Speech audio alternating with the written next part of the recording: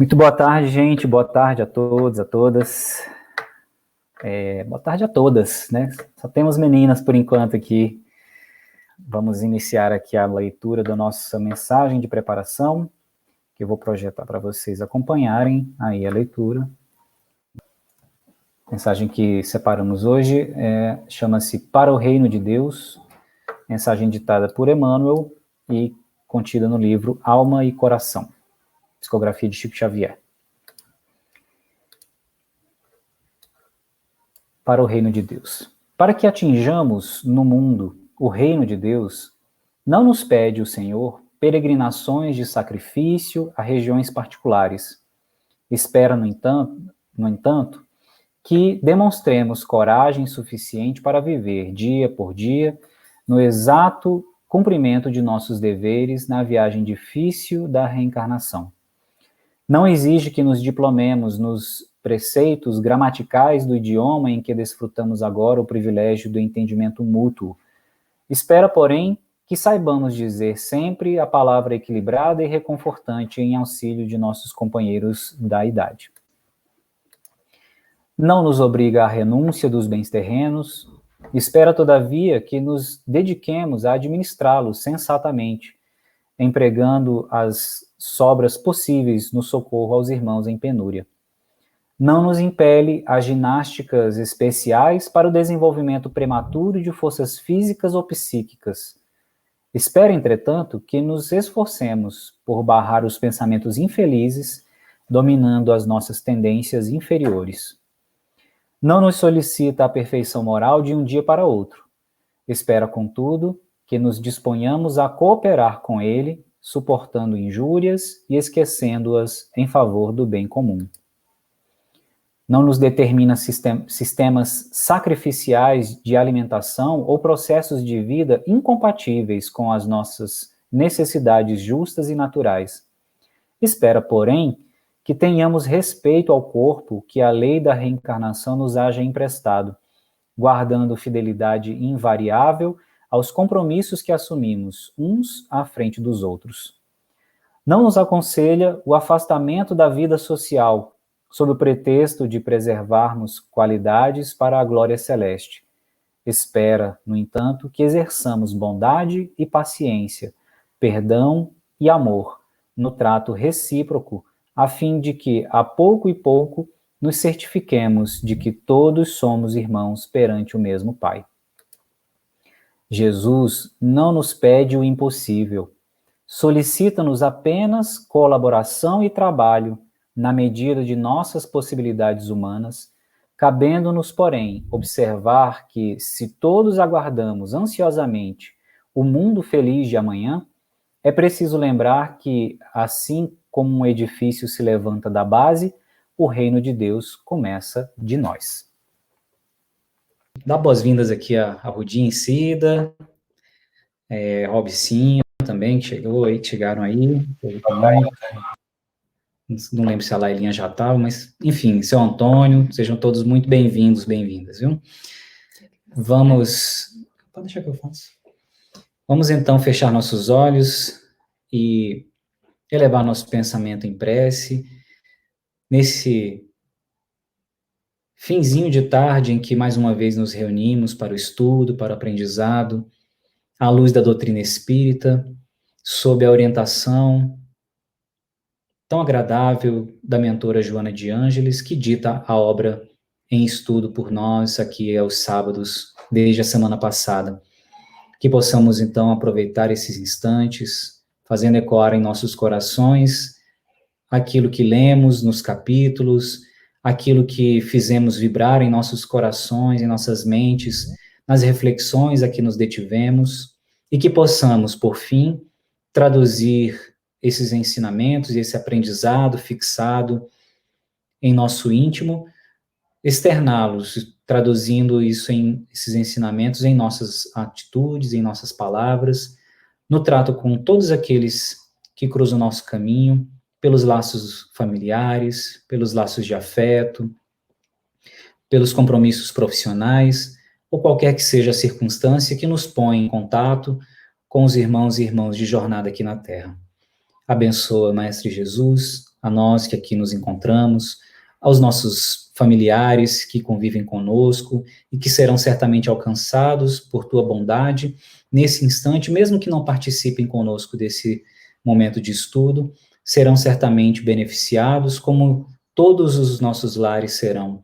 Mas alcança também, Senhor, com a tua misericórdia, com a tua bondade, também os irmãos e irmãs em sofrimento, aqueles que não poderão estar conosco, aqueles que talvez nem saibam da existência da nossa casa, ou que saibam e que recebam a assistência material ou espiritual pela prece, que recebam todos, Senhor, todos esses irmãos e essas irmãs, a visita dos mentores amigos, a aliviar seus corações, a consolar-lhes em suas dores, abafando assim, amenizando suas aflições e impregnando seus lares de esperança de dias melhores.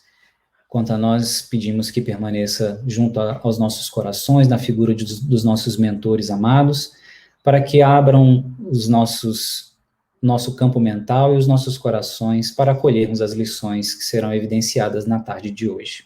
Que assim seja.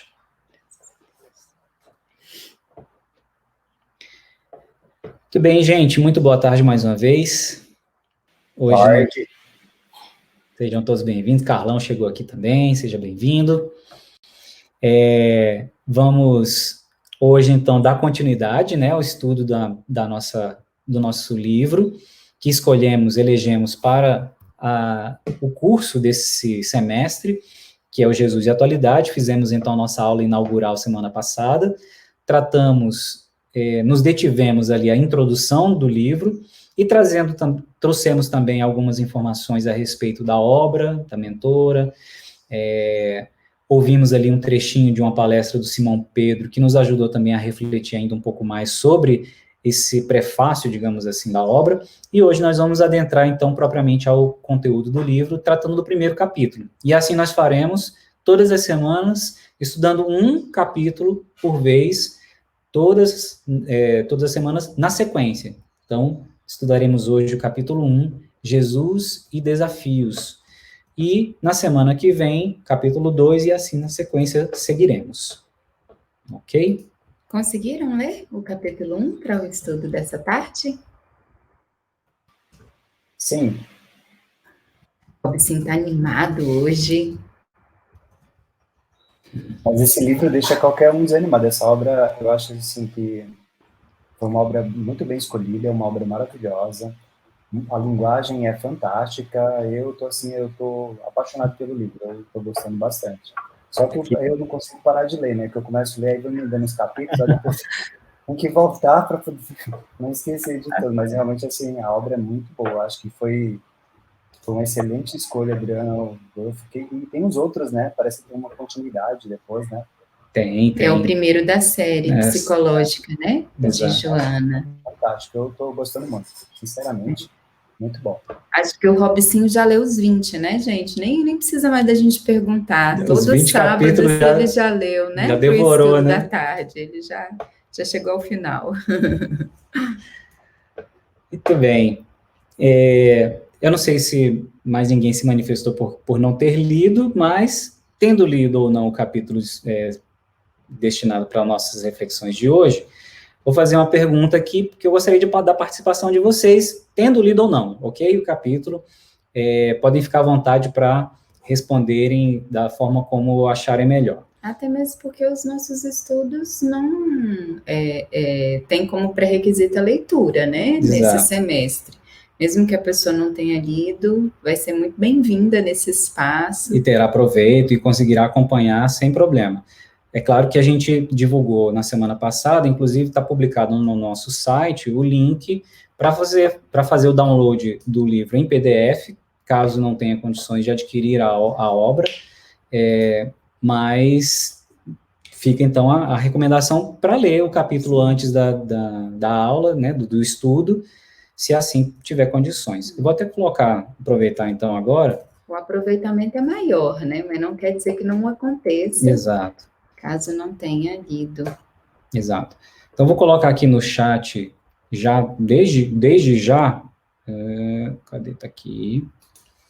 o link da página do nosso site, onde a gente vai depositar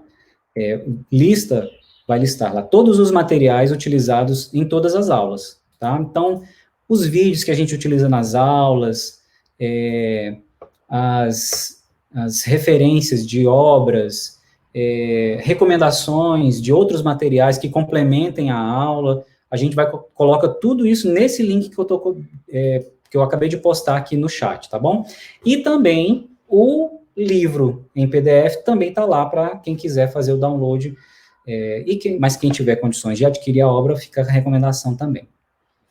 Muito bem, então, o que a gente gostaria que vocês participassem agora? Respondendo essa pergunta aí, bem simples.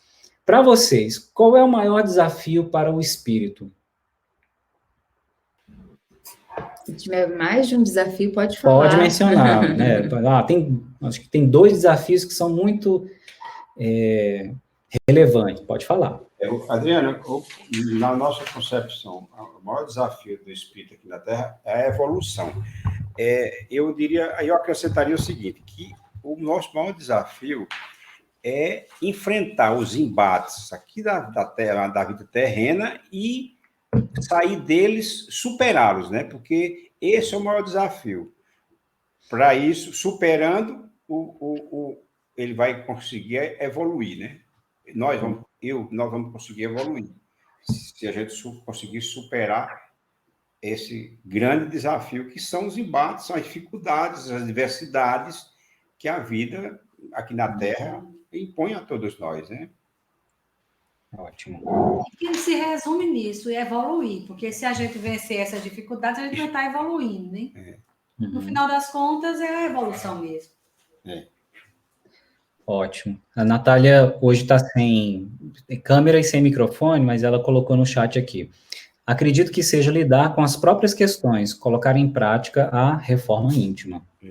Ótimo. Perfeito. Quem mais? Pode, à vontade. Eu acho que é aprender a amar. Maior desafio. A gente tem muita dificuldade de amar, né? Amar num conceito amplo, num conceito cristão. Então, eu acho que esse é um dos desafios, porque a gente aprendendo a amar... O áudio da Leila está muito baixo. Eu acho que é o computador. Não, está baixinho. A gente aprendendo a amar, a gente consegue alcançar tudo que a gente almeja, né? Nessa encarnação, nas outras. Então, é um desafio constante.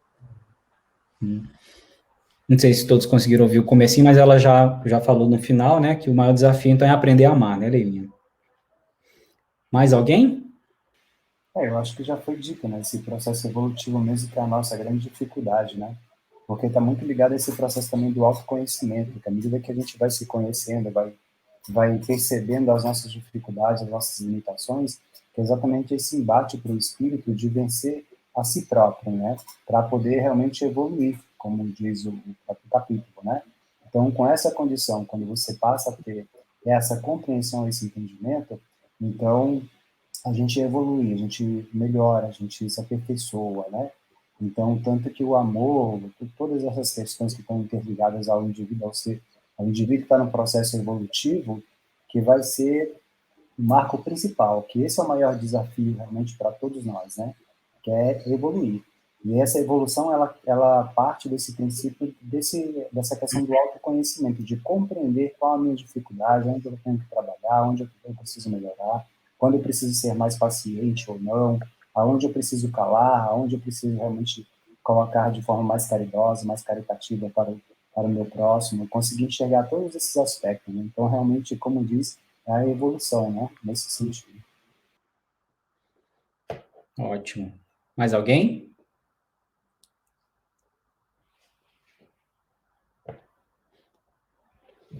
Muito bem, então sigamos. Joana vai responder agora, não é pois isso? Vamos recorrer aqui à frase de Joana, que mais adiante, não nessa frase propriamente, talvez a gente não vá enxergar isso, mas ao longo de todo o capítulo e ao longo da nossa reflexão de hoje, a gente vai ver que todos os que se manifestaram estão corretos, né? Passa por tudo isso, é o processo evolutivo, como diz a Joana, né, que é constitui para o espírito um grande desafio. Então, o próprio processo de evolução em si é um grande desafio, mas também se apresentam como desafios até decorrentes, né, desse processo evolutivo, grandes desafios também, aprender a amar, vencer as próprias imperfeições, como a Natália e o Arrudinho colocaram, e o autoconhecimento, tudo isso, então, representa grandes desafios que estão aí nesse mesmo arcabouço que constitui o nosso processo evolutivo, que é essa escalada aí, né, como a gente quis representar nessa imagem, né, esses degraus que a gente vai vencendo dia a dia, pouco a pouco, encarnação a encarnação, e assim como para chegar ao topo, a gente precisa vencer esses degraus, o processo evolutivo é constituído por pequenos desafios ou desafios menores. Então, o grande desafio é realmente evoluir, chegar ao topo dessa escada evolutiva para o espírito. E nesse processo de escalada, né, de vencer, então, essa altitude, a gente vencer esses degraus, que são desafios menores, que se constituem como, né, parte disso que vocês mencionaram. Então, à medida em que a gente aprende a ser um pouco mais paciente, à medida em que a gente aprende a ter afeto para além do núcleo familiar, a respeitar, enfim, a gente vai, então, completando esse grande desafio ou vencendo esse grande desafio que é o processo evolutivo. Mas uma frase que ela usa no início desse capítulo também é muito emblemática e complementa e vai ilustrar esse entendimento de que o processo evolutivo é esse grande desafio que nós enfrentamos, que é essa daqui, ó, tá logo no comecinho. Tudo na vida são desafios às resistências. Então, falar sobre processo evolutivo, sobre crescimento espiritual, envolve vencer resistências. Essa frase tão curtinha é muito emblemática, porque, gente, na vida nós enfrentamos muitos desafios e vencemos naturalmente muitas resistências, de toda ordem, em todos os níveis. Tudo concorre, tudo que a gente evolui, tudo que a gente vence de resistência concorre para a nossa evolução.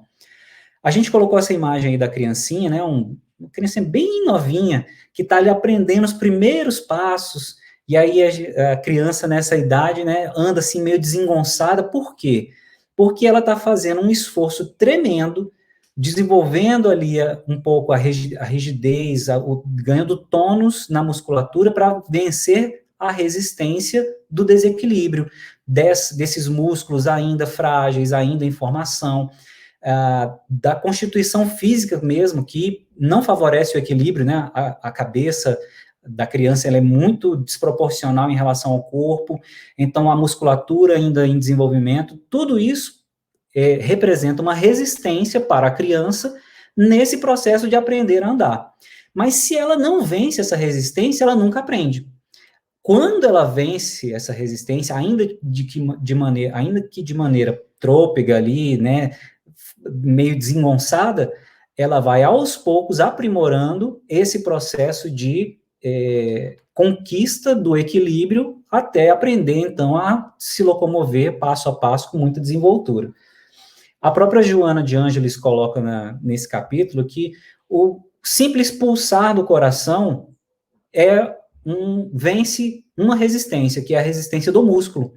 O músculo por si só, ele ficaria ali paradinho, só que o nosso organismo faz com que ele exerça uma força que seja maior do que a resistência dele permanecer em repouso, aquele músculo permanecer em repouso, e é isso que faz, então, ele fazer pulsar e bombear ali o sangue por todo o nosso corpo. Então, esse processo de vencer resistências, ele está presente em toda a natureza. A semente que a gente deposita debaixo da terra só cresce e se transforma numa planta e frutifica, e aí dá, como diz o Evangelho, né, 10 ou 100 por 1, se ela vence a resistência ali da terra, vence a resistência da casca, daquela semente, né, daquela constituição em que o nutriente está ali envolvido naquela casca mais rígida. Só se ela vencer essa resistência que ela vai, então, cumprir o seu papel. Tudo na vida envolve a superação de resistências. Assim somos nós também. É interessante o exemplo da criança, do aprender a andar, né? Quando nós estávamos preparando a discussão de hoje, a primeira resistência que me veio à mente ao vê-la foi justamente a resistência ao medo. O quanto o medo nos paralisa, o quanto nós ficamos estagnados justamente em razão dele. E a criança precisa vencer o medo da queda, né, o medo de se machucar, para conseguir andar. E não é a primeira vez que ela se levanta e que ergue um pé à frente, depois outro, que ela consegue, né? São muitas quedas, muitos insucessos, mas nem por isso ela desiste, né? Ela continua nesse esforço, resistindo todas as dificuldades advindas e aprende a andar. E daqui a pouco começa, né, a andar mais rápido e vem a corrida. E aí é o desespero das mães, aí o desafio passa a ser para outra pessoa, né? E é bem interessante observar como as crianças se comportam, como elas não se frustram, como elas tentam novamente, como elas se esforçam para conseguir se desenvolverem, para conseguir se crescer, para conseguir evoluir, que é justamente a temática de hoje. Evoluir na independência, né? O caminhar é uma dessas independências. Muito bem. Porque nós, gente, temos uma tendência à inércia. Então, nós, seres humanos, temos uma tendência a permanecermos como estamos, estacionados, né?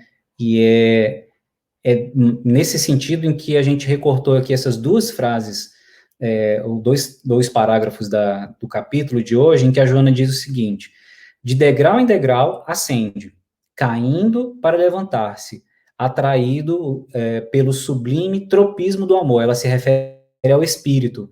Então, veja, ela remete às duas imagens que nós ilustramos aqui nos slides anteriores. A da escada, degrau em degrau, então não é uma coisa repentina, não é um processo abrupto, porque não seria natural. O natural, então, é um degrau após o outro. A imagem da criança, que ela cai, mas ela se levanta, então ela enfrenta a resistência, muitas vezes não consegue, mas aí ela não desiste. E é interessante quando ela fala assim, atraído o espírito pelo sublime tropismo do amor. O que é o tropismo? Tropismo é um fenômeno biológico que orienta o crescimento de certos organismos, particularmente as plantas, que diante de um estímulo do ambiente, ela se comporta de tal ou tal maneira. Quer ver um exemplo claro, bem característico de tropismo? É o girassol, ou as plantas em geral, que buscam a luz para poder realizar a fotossíntese. Mas o girassol é muito emblemático, né, que ele direciona ali a sua flor, as suas pétalas, em direção ao sol mesmo. E é interessante ela usar essa analogia para se referir a nós, espíritos, que nós respondemos a um estímulo ambiental, digamos assim, um estímulo externo que nos faz, então, desenvolver e que orienta o nosso crescimento, e esse estímulo externo é o amor com uma forma, de uma forma ampla, né, e o amor de Deus acima de tudo. Então, é muito interessante ela colocar isso, que nós, consciente ou inconscientemente, buscando esse amor, orientados por esse amor divino, nós evoluímos, nós crescemos. Como? De degrau em degrau, e muitas vezes enfrentando insucessos, caindo, mas depois levantando-se. Esse é o nosso processo natural. Mas aí ela se refere, mais adiante, a nossa condição, inclusive atual, porque já que o livro é Jesus e a Atualidade, ela descreve mais ou menos como que é a nossa condição atual, nós seres humanos atualmente, ou em todas as atualidades, como diz o Simão, né, desde que o homem é homem aqui no mundo, o espírito, aturdido e inseguro, descobre uma conspiração quase geral contra o seu fatalismo. O fatalismo de quem? O fatalismo do amor. Então ela coloca em termos muito, muito interessantes, dizendo o seguinte: nossa tendência, o nosso destino é o amor, é a felicidade. Nesse processo em que nós buscamos, consciente ou inconscientemente, o amor, nós enfrentamos, como ela diz aí, uma verdadeira conspiração contra esse destino inevitável que é o amor. E que conspiração é essa que se arquiteta contra essa marcha natural em busca do amor? Ela fala na sequência: são as suas heranças passadas que agora ressurgem, procurando retê-lo na área estreita do imediatismo em nível inferior de consciência, onde apenas se nutre, dorme e se reproduz com indiferença pelas emoções do belo, do nobre e do sadio. Então, olha só que interessante. Nosso destino é o amor, é a felicidade. E do ponto de vista espiritual, a própria Joana coloca isso no capítulo, a gente vai mencionar isso mais adiante. E só que nesse processo desse tropismo do amor, ou seja, essa busca pelo crescimento, mirando ali o amor, mesmo que isso seja inconsciente, a gente enfrenta uma verdadeira conspiração, um movimento contrário a essa busca, que é a herança do passado, que são o quê? Os nossos débitos. Então, aquilo que nós cometemos de deslizes, os crimes cometidos, tudo aquilo que nos afasta da lei de Deus, nos afasta desse amor, é o que uma encarnação após a outra a gente traz como uma verdadeira tendência a permanecermos como estamos. Por isso a gente colocou o título ali, uma tendência à inércia. Uma vez que nós tropeçamos nesse processo evolutivo, a gente pratica o mal em relação a nós ou aos outros, nós estacionamos nessa jornada evolutiva. Toda vez que a gente se afasta da lei de Deus, nós paramos a caminhada. Essa parada que nós damos é o nosso estado de inércia. E a cada encarnação em que essas tendências do passado vêm ali nos relembrar, essa herança nos faz querer ficar onde estamos. É onde a gente busca, então, o imediatismo, é aí onde a gente fica apenas naquele automatismo da vida material, que é o quê? Comer, dormir e se reproduzir. Olha só que interessante. A gente vai levando a vida meio que no automático. A gente só busca o quê? Se alimentar, repousar, buscar ali o ócio, buscar ali o lazer, o prazer, se reproduzir, e assim a vida vai se sucedendo dia após dia, e a gente não enxerga aquilo que verdadeiramente importa, como ela diz, né, indiferentes ali pelo que é belo, pelo que é nobre e pelo que é sadio. Então, veja, é uma tendência que nós trazemos.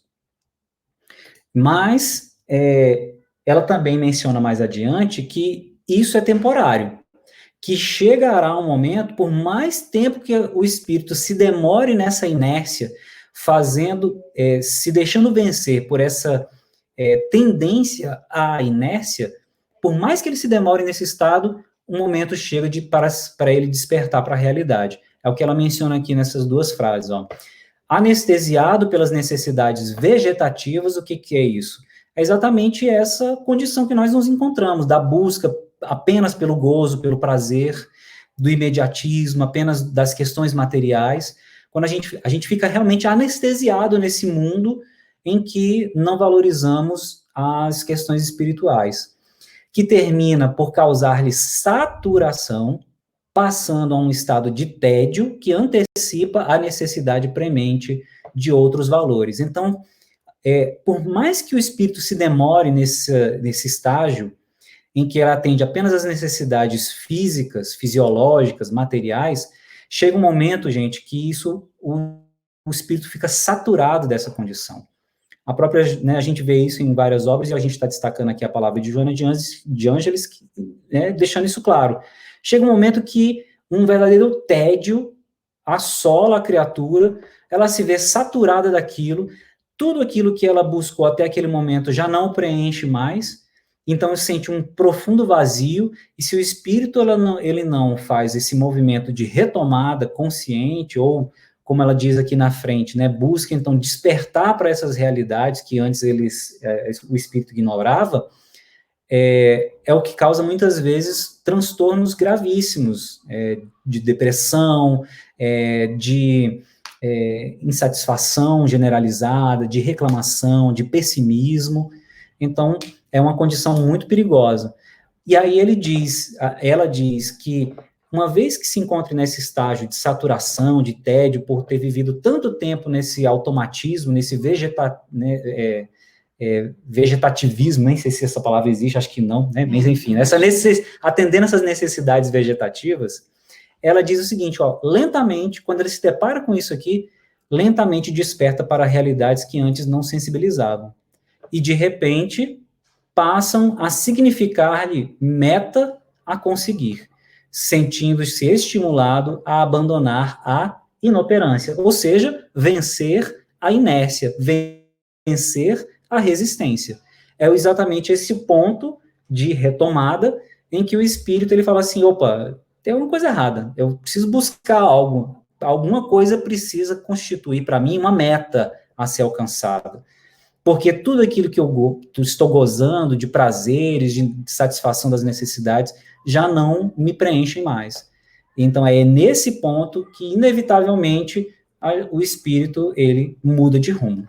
Aí é um divisor de águas, né, Adriano, na vida do ser humano. Exatamente. A partir desse momento aí, né? Exatamente. Diga. E é interessante também que, assim, como as coisas são bem interligadas, né? Por exemplo, se você pegar a própria mensagem do Cristo mesmo, ele faz o mesmo processo, mostrando a importância dessa condição evolutiva do indivíduo compreender realmente a qual ele deve buscar, vencer esses desafios para poder melhorar, né? Aí a gente vê vários exemplos, a qual é citado nas próprias passagens do Cristo também, e ela vem reforçando essa condição do que a gente deve buscar, né, de vencer esses desafios quanto antes, para que a gente possa aproveitar melhor esse tempo ao qual nós temos, né, porque muitas vezes a gente passa tanto tempo ainda batendo naquela mesma condição, demorando despertar, até que seja uma hora que a dor vem tão grande, tão forte, que não tem jeito, que o indivíduo passa, ele tem que mudar, ele tem que se renovar, ele tem que melhorar a partir daquele momento. E isso é uma coisa que tem que ser construída, e aí a gente consegue ter essa condição, e aí, independente da situação, a gente vai passando por isso de uma forma mais leve, mais tranquila, porque isso já faz parte de nós. Enquanto a gente não consegue vencer esse desafio de nós mesmos, então, os momentos, essas dificuldades que vão aparecer, a gente vai passar por muito mais dores, né, muito mais dificuldades. E quando eu já consigo vencer essas dificuldades, já consigo ter um entendimento, uma compreensão, isso já faz parte de mim, isso se torna um fardo mais leve, né, como o próprio Evangelho vem colocando também. Exatamente, Robson. É por isso que ela cita até, inclusive, um pouquinho mais adiante, que no progresso, a evolução é inevitável. É exatamente isso, assim, por mais que o espírito se demore numa condição ali voltado para questões efêmeras, né, ilusórias, transitórias, chega um momento em que ele precisa fazer essa virada de chave, porque o progresso é inevitável. Ela diz, a felicidade é o ponto final, e dedicar-se a essas questões estritamente materiais, transitórias, passageiras, isso não traz felicidade. Quantas pessoas nós não vemos e nós não conhecemos ou sabemos aí da história de vida, quantas pessoas famosas, né, que às vezes aparentemente tem tudo, quando a gente fala assim, tem de tudo, tudo o quê? Aí esse tudo geralmente é tudo aquilo que a sociedade imediatista considera como sendo importante. Então, tem dinheiro, tem fama, tem prestígio, tem respeito, tem uma série de facilidades e de gozos, e a pessoa fala assim, mas é infeliz. Tem tudo, mas é depressivo. Tem tudo, mas está passando por extrema dificuldade do ponto de vista afetivo, não se encontra, não se considera que se encaixa no mundo, enfim. Então, todas essas questões que fala assim, tem tudo, esse tudo não é nada que traga felicidade. São todos fatores transitórios e passageiros e, portanto, que não são perenes, não trazem a felicidade real. E a felicidade é o nosso ponto final, como diz a Joana aqui. Ponto final no sentido do quê? Da nossa meta. Não é que a gente vai deixar de existir um dia, não. Mas o objetivo do progresso espiritual é exatamente alcançar essa felicidade, que a gente nem tem noção do que seja verdadeiramente, como diz lá no Evangelho, que a felicidade não é desse mundo, né? Mas a questão é essa, o progresso é inevitável. Esse momento de virada de chave para esses espíritos que muitas vezes se dedicam por muito tempo a questões transitórias, ele acontece cedo ou tarde, numa encarnação ou noutra, mas ele chega, porque essa marcha, ela é sempre para frente. E tudo isso que trava a nossa evolução são coisas que não nos trazem a felicidade. E se não nos trazem a felicidade, não nos põe nesse movimento ascensional, nesse movimento para adiante, em direção a esse ponto final aqui, que é a nossa meta, que é a felicidade. Né? Mais adiante, a Joana de Ângeles trata, nesse contexto, fala sobre as facilidades, o que é muito interessante da gente refletir. Ela diz assim, facilidade é perda de estímulo, com prejuízo para a ação. Toda a vida do mestre, aí ela já se refere a Jesus, então fazendo aí, cumprindo o papel da obra, que é trazer Jesus como o nosso guia e modelo em todas aquelas 20 situações, né? Toda a vida do mestre foi um suceder incessante de desafios. Então, Jesus não teve facilidade em momento nenhum. Por que a gente vai querer exigir, com que direito nós exigiremos facilidades para as nossas vidas? Mas essa não é a principal reflexão dessa frase aqui que a Joana traz. É que todo desafio envolve um grau de dificuldade. Né?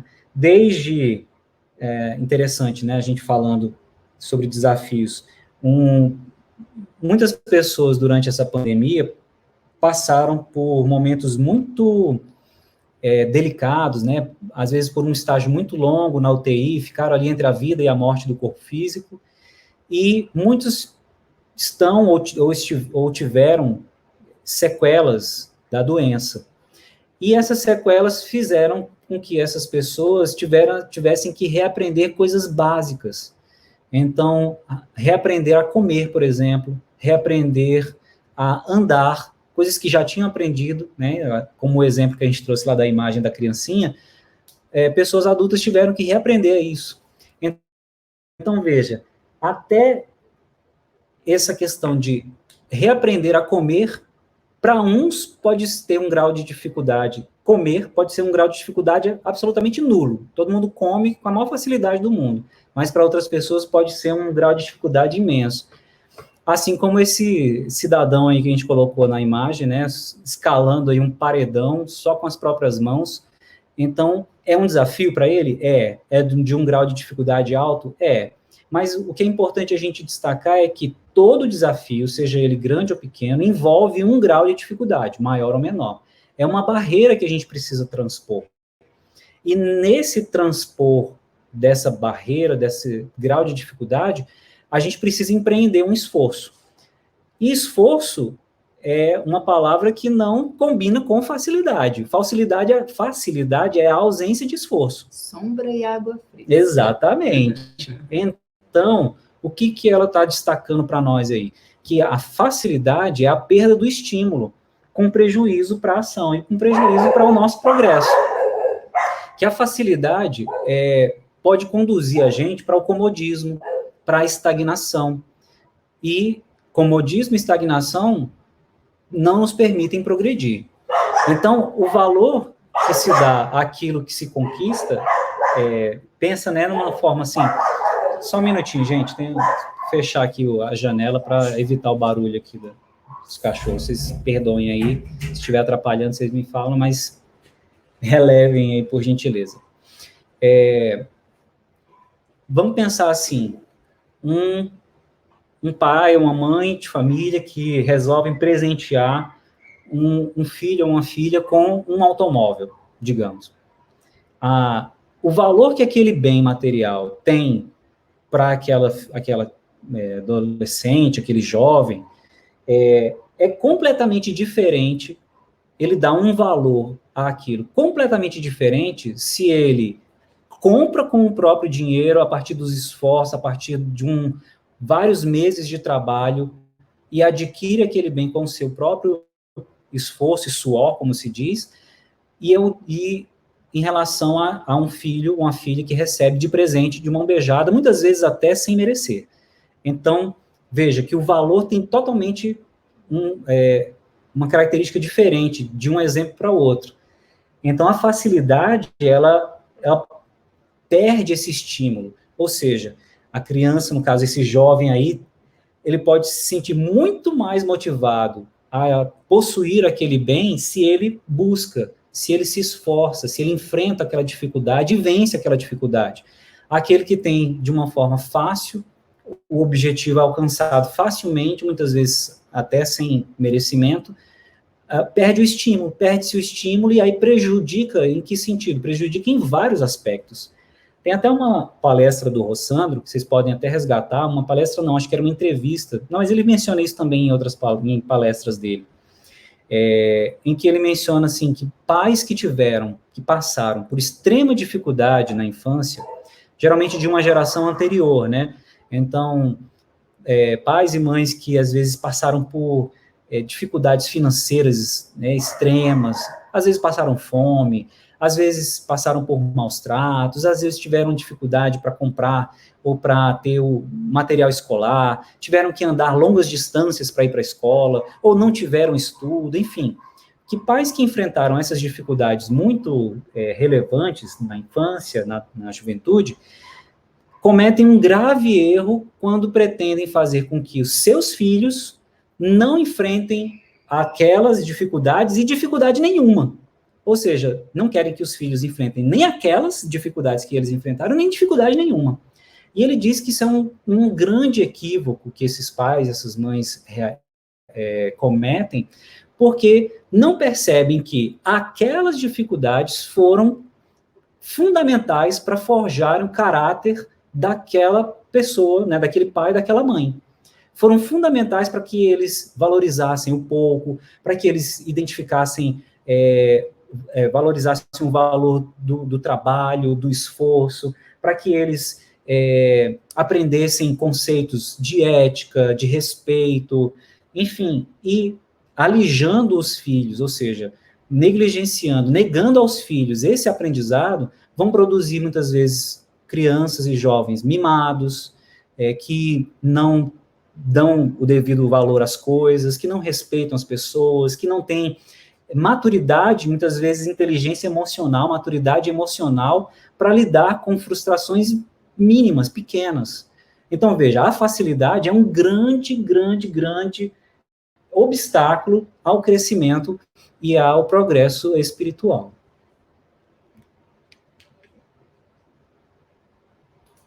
Um outro exemplo dessa questão da facilidade é o da borboleta. Acredito que todos já tenham, né, lido ou até mesmo visto a imagem daquela crônica, né, que tem uma pessoa que está vendo todo um esforço de uma borboleta para sair do casulo e aí resolve, né, facilitar para ela e começa a abrir o casulo junto com ela. E qual é a surpresa da pessoa? Porque justamente essa borboleta não consegue voar. Então, tem ali o motivo. Aquele esforço é que faz com que o líquido do corpo dela possa preencher as asas para que elas se alonguem e possibilitem o voo. Então, essa é a questão. Com facilidade demais, nós não nos desenvolvemos, não nos tornamos capazes para enfrentar outros desafios na vida, ou até mesmo coisas muito boas, como a experiência de voar, que foi ali retirada daquele inseto, porque gostaria de ser poupado dele o esforço para a abertura do casulo. É o mesmo sentido, é a mesma analogia da educação dos filhos realizada por Rossandro. Gente, eu quero pedir desculpa aqui para a Natália, eu não vi a mensagem dela a tempo, quando a gente estava falando sobre o tropismo do amor, né? A analogia que a Joana de Ângeles fala, em que ela mencionou aqui no chat, que achou linda essa parte, em que a Joana faz essa analogia, e completou dizendo que micro-organismos também realizam tropismo. E a Rudinha e Cida querem falar, podem ficar à vontade, meninos. Eu queria aproveitar essa oportunidade e dar um depoimento rápido para vocês, meus amigos, meus companheiros, porque eu estou vivenciando na minha família um caso típico disso que a Adriana colocou agora. Os pais que não deixam os filhos passar por dificuldades, criam eles como se fosse numa bolha, né? E eu tenho um irmão, não é muito distante, eu tenho um irmão que está vivendo um problema sério na vida familiar dele, porque ele não soube educar os filhos, ele criou os filhos sem enfrentar dificuldades, sem ter que enfrentar desafios, sem ter que ir para a escola, sem ter que sair para resolver nenhum problema. Hoje ele tem um filho adulto e um adolescente. E os filhos estão, assim, numa vida de inércia, totalmente de inércia, sem amadurecê-lo, sem saber como lidar com a vida, como enfrentar os problemas, como enfrentar o desafio, porque ele está vivenciando uma situação financeira muito difícil e está atordoado, tanto ele quanto a esposa, porque até a alimentação dos filhos eles não souberam controlar, não souberam direcionar. Os filhos hoje não têm alimentação normal, eles comem coisas que vocês não têm nem noção, eles só comem coisa industrializada, a gente chamou de porcaria, porque não traz vida saudável, não traz saúde para ninguém. Assim, tanto, se eu fosse fazer um relato aqui desse comportamento dessa família do meu irmão, vocês iam ficar até assustados com os detalhes, porque só por esse fator que a Adriana colocou e que a Joana colocou, por não saber direcionar a sua vida e a vida dos filhos no caminho correto, e isso estragou, até o momento estragou a vida dos filhos, que não sabe nem por onde começar a corrigir os erros que cometeram, porque isso fica marcado. É uma coisa que fica marcado, porque não é fácil, depois que vive vários e vários anos numa situação como essa, não é fácil sair de uma hora para outra, e eles estão vivenciando esse problema. É lamentável, e existem pessoas muito próximas de nós que agem dessa forma, se conduzem a família de uma forma errada, sem perceber, achando que está fazendo o bem, achando que está fazendo o melhor, pelo contrário, está prejudicando a família, prejudicando o futuro dos filhos. Isso mesmo. E aí, gente, a Joana completa mais adiante, dizendo assim, olha, enfrenta os desafios da tua vida serenamente, porque desafios todos nós teremos. Como ela colocou lá atrás, né, a facilidade nos prejudica o progresso. E ela diz, arremata, não aguardes comodidades que não mereces. Então, veja, em certos momentos da vida, a gente pode ter, sim, uma comodidade num outro aspecto, a gente pode ter uma facilidade em enfrentar certos desafios, facilidade essa conquistada com um esforço em outras situações. O que eu quero dizer? Imagina um atleta que corre uma maratona. Não sei se todo mundo sabe, mas uma maratona são 42 quilômetros. Um atleta que corre uma maratona, ele consegue, por exemplo, realizar uma corrida de 5 quilômetros com extrema facilidade. Mas por que para ele é fácil? Porque ele venceu outros desafios antes que o permitiram progredir. Então, em dado momento da sua carreira, correr os 5 quilômetros era difícil, era um desafio de um grau de dificuldade muito elevado.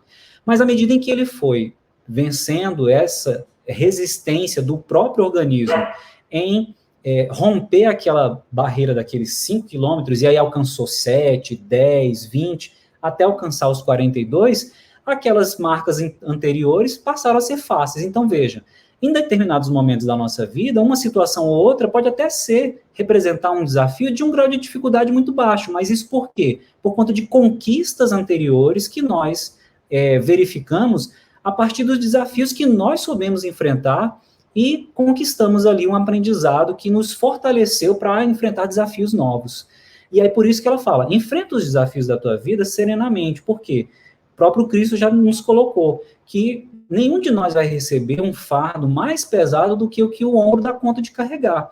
Então, o desafio que estamos recebendo agora em nossos ombros, né, é para vencer com o nosso esforço, não com facilidade, mas com o esforço devido.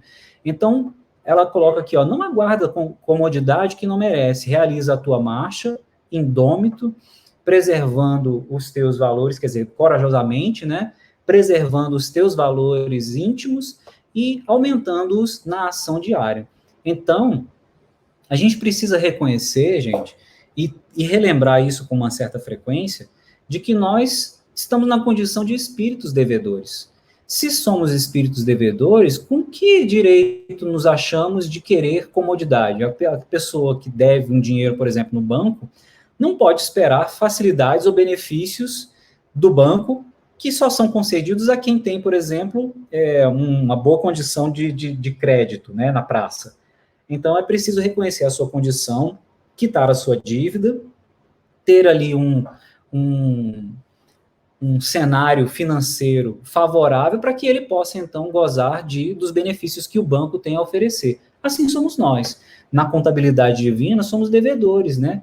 A gente não deve se abater com isso, não deve se fechar e falar assim, não, eu realmente sou um espírito devedor, mereço amargar todas as dificuldades. Não, não é isso.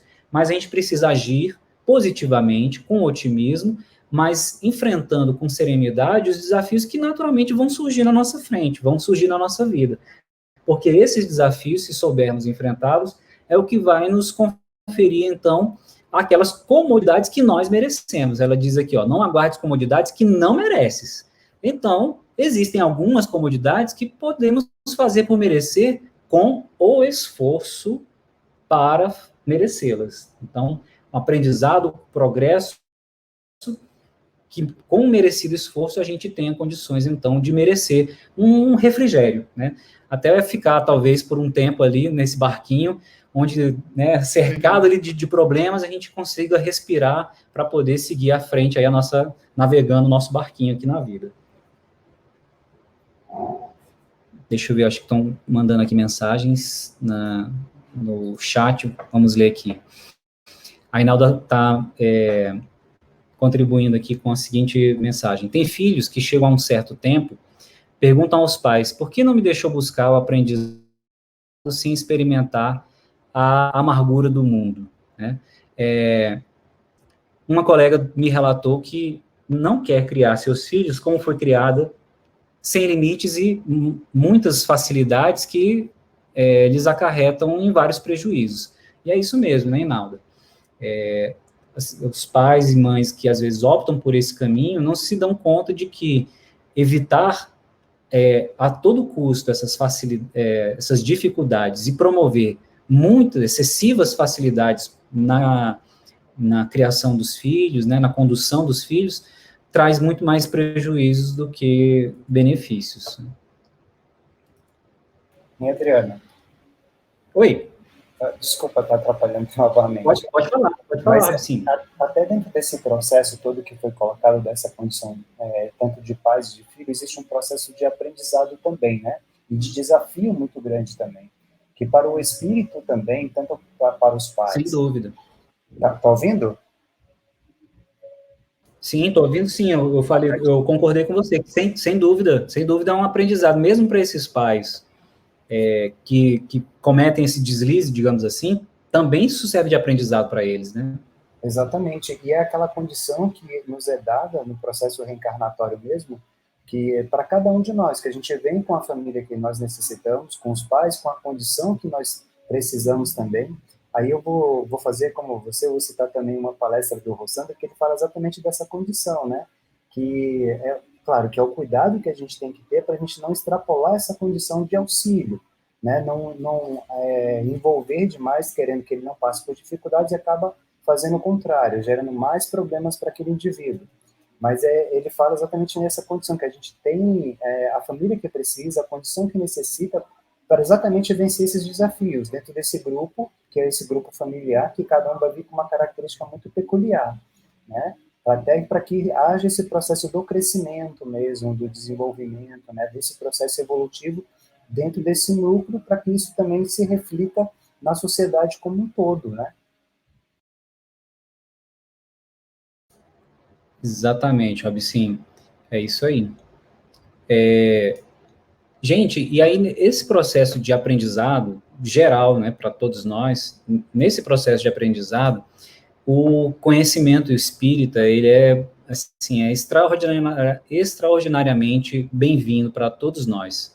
A Joana de Ângeles, numa outra obra, que chama-se Espírito e Vida, diz exatamente isso, que o homem inteligente que descobre através do espiritismo os objetivos essenciais da reencarnação, aproveitar ao máximo os tesouros tempo e oportunidade, valorizando o conhecimento pela sua bem dirigida aplicação. Então, o que acontece? Nesse cenário evolutivo, a gente está falando de evolução do espírito, desse processo de aprendizado, de crescimento espiritual,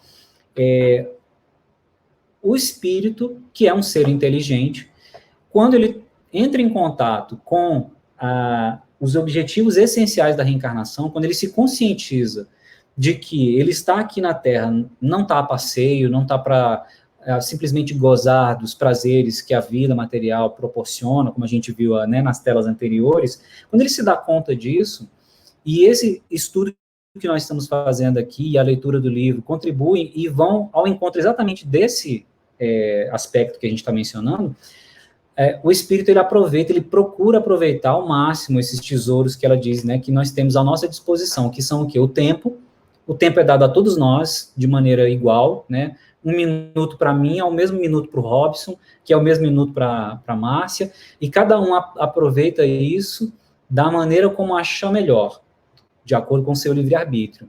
E, no decorrer desse tempo, nós nos deparamos com oportunidades de crescimento.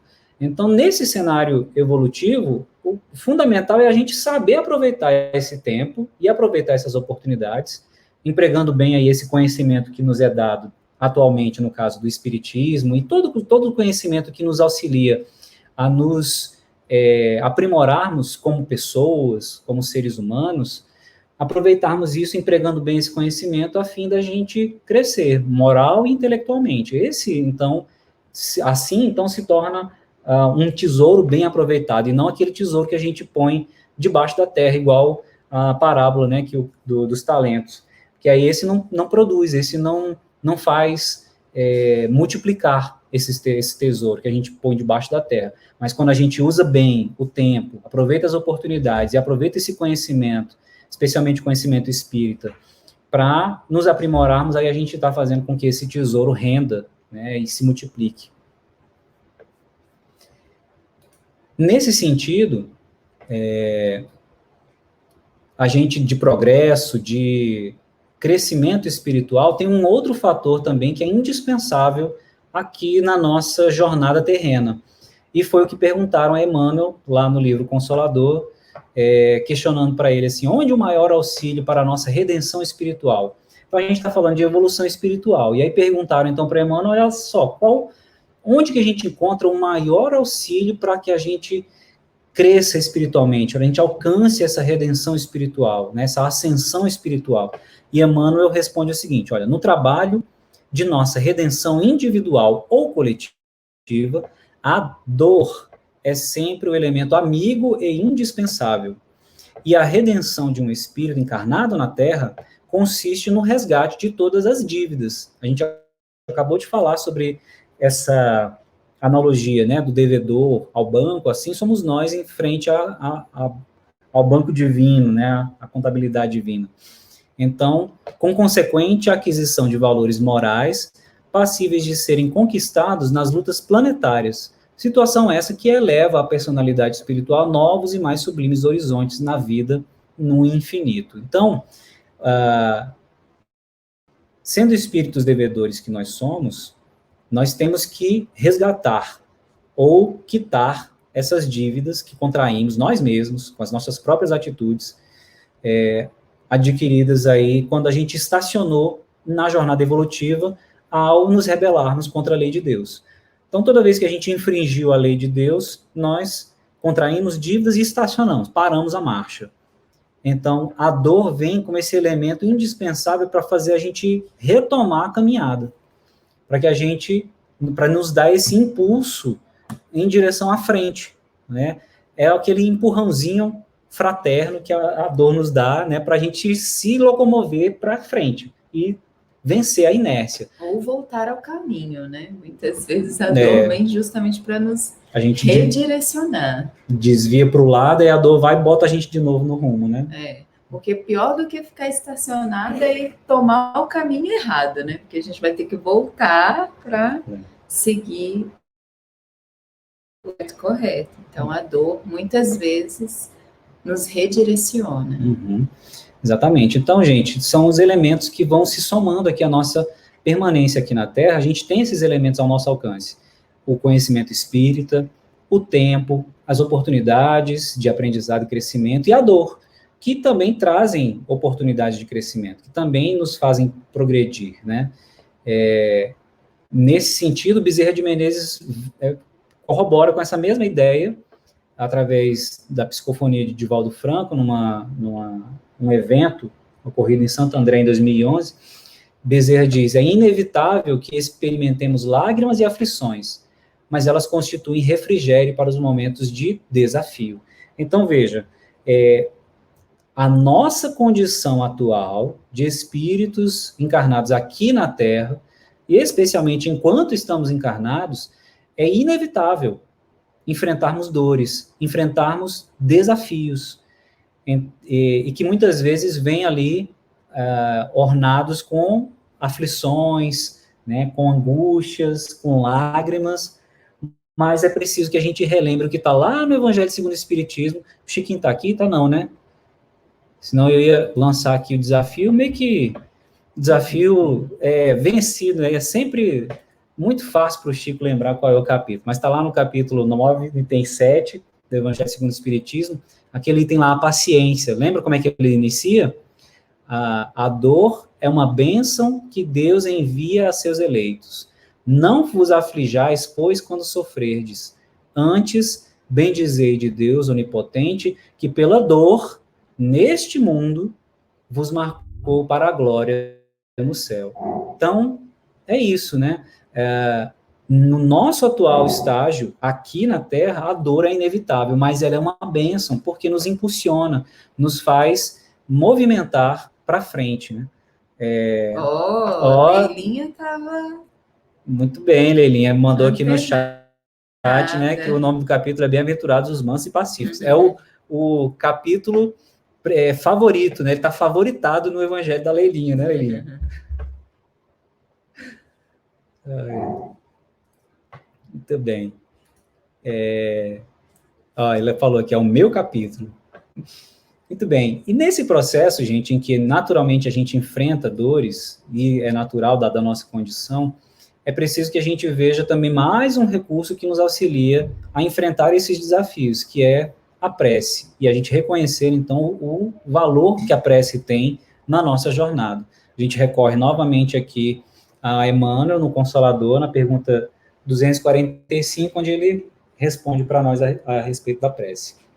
A prece não poderá afastar os dissabores e as lições proveitosas da amargura, constantes do mapa de serviços que cada espírito deve prestar na sua tarefa terrena, mas deve ser cultivada no íntimo, como a luz que se acende para o caminho tenebroso, ou mantida no coração como alimento indispensável que se prepara, de modo a satisfazer a necessidade própria na jornada longa e difícil, conquanto a oração sincera estabelece a vigília e constitui o maior fator de existência moral no centro das provações mais escabrosas e mais rudes.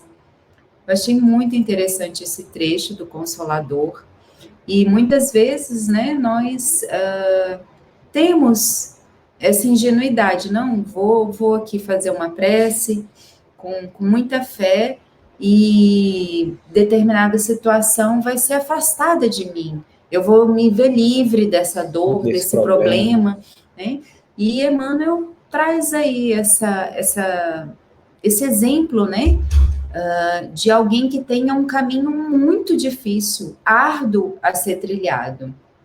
Se essa pessoa fizer uma prece, não quer dizer que ela não vai mais precisar trilhar esse caminho, ou que esse caminho vai ser transformado num caminho de extrema facilidade. Mas a prece vai representar para ela uma luz que se acende, então ela vai conseguir enxergar melhor esse caminho e muito provavelmente não tropece, não caia ali nos buracos, nas dificuldades maiores que ele apresenta. E, além disso, vai representar o alimento, ou seja, o que ela precisa para se fortificar e avançar e vencer esse trajeto de dificuldade.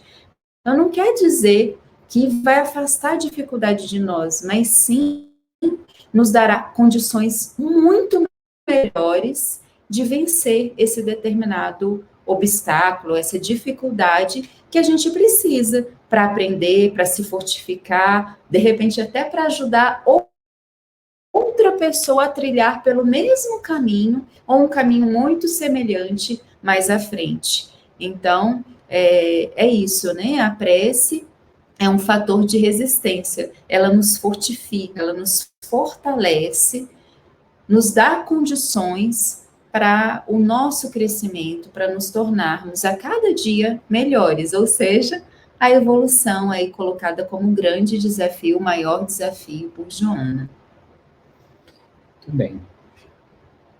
A gente estamos caminhando aqui para o finalzinho. Alguém quer comentar esse trechinho aqui, ou de tudo que já foi falado até o momento também?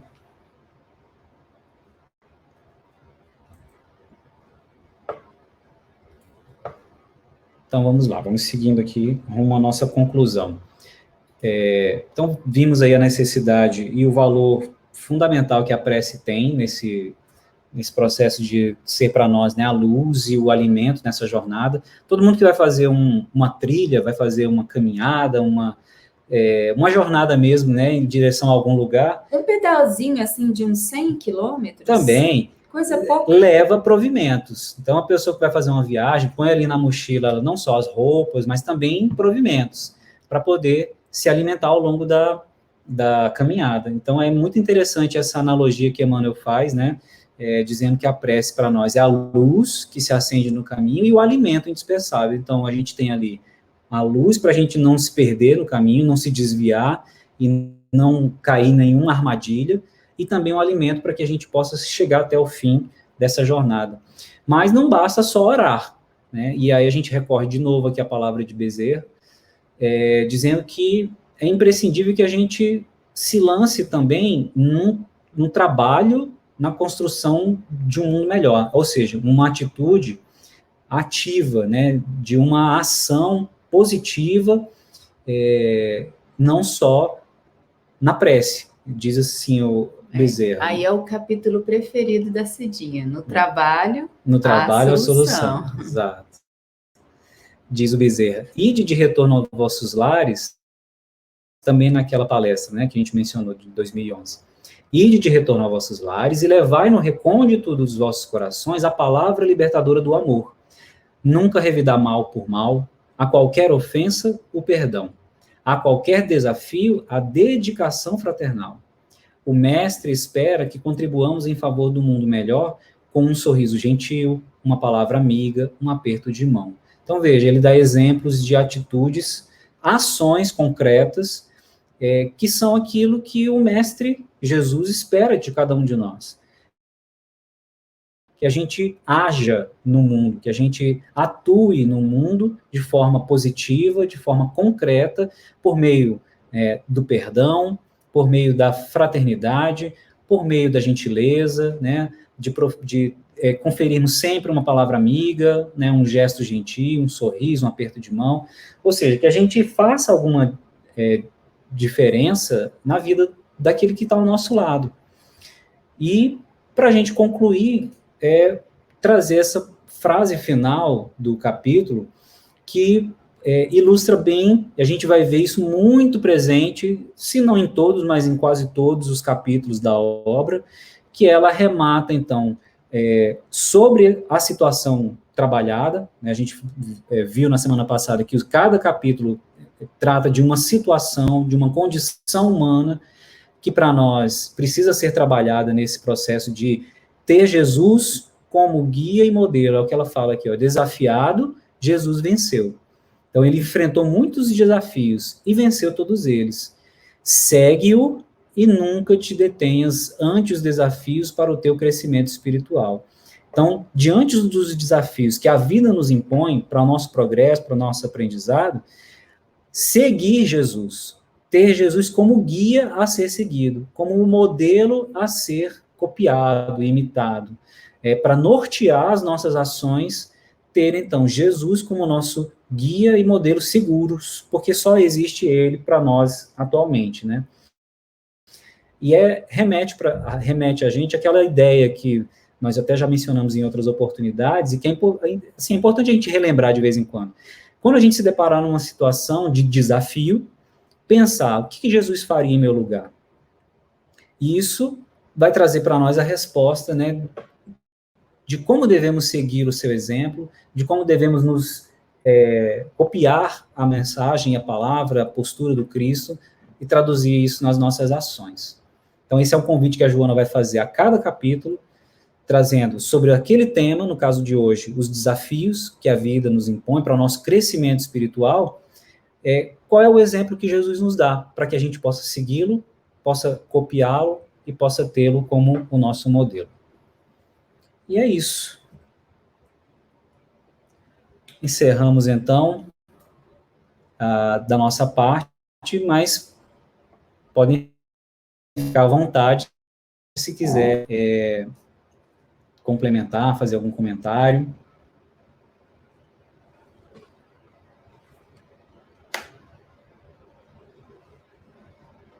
Nadinha? Muito bem. Gostaram do primeiro capítulo da obra? Se sentiram desafiados? Muito bom, né? Muito bom mesmo. Me fez lembrar o nosso lar. Quando o pai do Lísias vem para a Terra, e aí ele fala, só peço que não me dê facilidades na Terra, né? E às vezes, quando a gente passa por dificuldades, aí eu lembro, Senhor, foi eu que pedi. Eu não pedi facilidades. É isso mesmo. Muito bem lembrado, Lenny. Natália colocou aqui no chat, né? Lindíssimo o capítulo. O livro todo, né, Nath? Muito bom mesmo. É apaixonante, como o Robson falou. É um livro muito bom. Gente, então, agradecemos aí pelas participações, pela presença. Esperamos ver todos vocês aí de novo na semana que vem para estudarmos aí o capítulo 2, tá? Dar uma sequência, eu só não lembro qual é o capítulo 2, enfim. Reencarnação. Reencarnação? Né? É isso? Ai, Senhor. Peraí. Alguém me soprou. Isso mesmo. É isso mesmo. Pronto. Muito bem. Então, a gente se vê na semana que vem. Pedir para Cris fazer a prece para a gente, aí permaneçam na sala para a gente registrar na fotinha nosso encontro de hoje. Então, novamente, vamos fechar os nossos olhos, buscar a concentração, a vinculação com a espiritualidade amiga.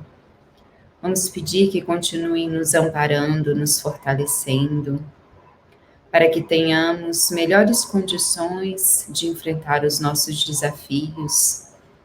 E vamos pedir especialmente para os nossos irmãos que passam por grande dificuldade, os irmãos na região da Ucrânia, tanto aqueles que nasceram lá como soldados russos, que também estão passando por inúmeras dificuldades, por inúmeros desafios, por todas as famílias que se encontram angustiadas nesse momento, que possam ter cada uma renovada, a prece fortalecida, para que consigam vencer esse grande obstáculo. Que Jesus os abençoe hoje e sempre, que assim seja.